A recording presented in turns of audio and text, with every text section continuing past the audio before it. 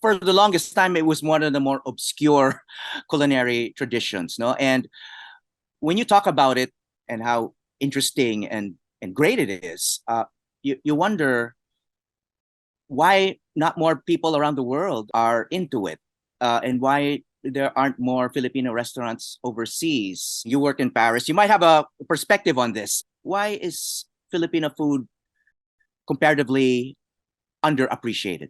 I think it comes down to information. You look at French cuisine in general, I could name you hundreds of books, or even just one book that you could read that could tell you the full culinary history of France. You can communicate that information so easily. It's very easy for people who are outside your culture to understand your food and then want to consume it and want to try it, right? Filipino food in general is just very confusing. Even for Filipinos who are in the Philippines, there's always a lot of fights about what is the proper terminology, what are the proper ingredients, who can claim, what provinces can claim what. One of the reasons why we do what we do, I've had so many conversations with people and I ask them, have you ever tried a beef sinina? And they're like, what is that? Have you ever tried bukbuk? What is that? And these are people who, when I ask them, do you love Filipino food? They say, yeah, I love Filipino food. I eat it every day. But there's certain aspects of it you have no idea about. Whereas if you're in France and you ask someone, have you tried a cassoulet confit de canard, canard à l'orange? Everyone knows these dishes like the back of their head, right? So it really comes down to education and information. And I think we're slowly now figuring that out. Like you brought up tikim. I can walk the street today and ask 50 people how many of them actually read tikim. I'd be surprised if it were more than 2 or 3 people, because we haven't really studied Filipino the food that much, and it's not common to kind of study it in length.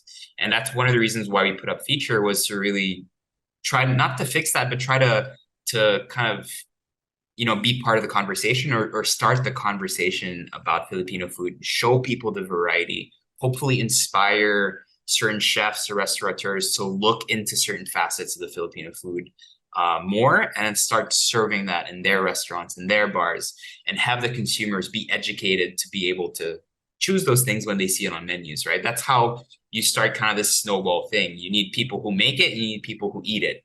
And that only happens if both of them understand it.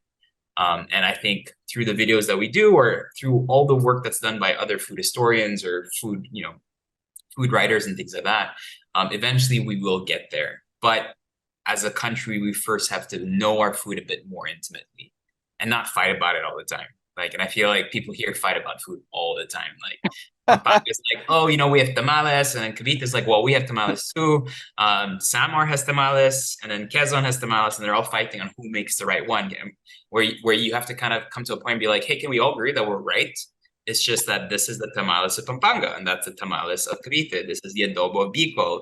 This is, you know, and it has to come to that. One of my favorite accounts to follow is this Instagram account called Localpedia. And he does he takes pictures of really heirloom ingredients and processes all over the Philippines, and does a lot of good on-ground work. And he was in Western Visayas. He took a picture of a dish called puso, which is similar to the Cebuano puso, except the puso in where he was, I think it was Capiz, was steamed or boiled in tuba or nipa wine, something like that. So whereas if you look at it, it looks exactly the same as the puso from Cebu, which is the rice that's wrapped, right, in leaves. And it looks exactly the same. And when he posted about the puso in Capiz, all the Cebuanos came to his page and said, that is not puso, that's not how you make it, everything. And be like, can we just agree that it's the puso from that area, right? So it's, and the Cebuanos, they're not at fault either, because it was the first time they heard about this other place making it, right? So it's people really need to get educated about Filipino food, and ourselves included, right? And that's why we do these videos.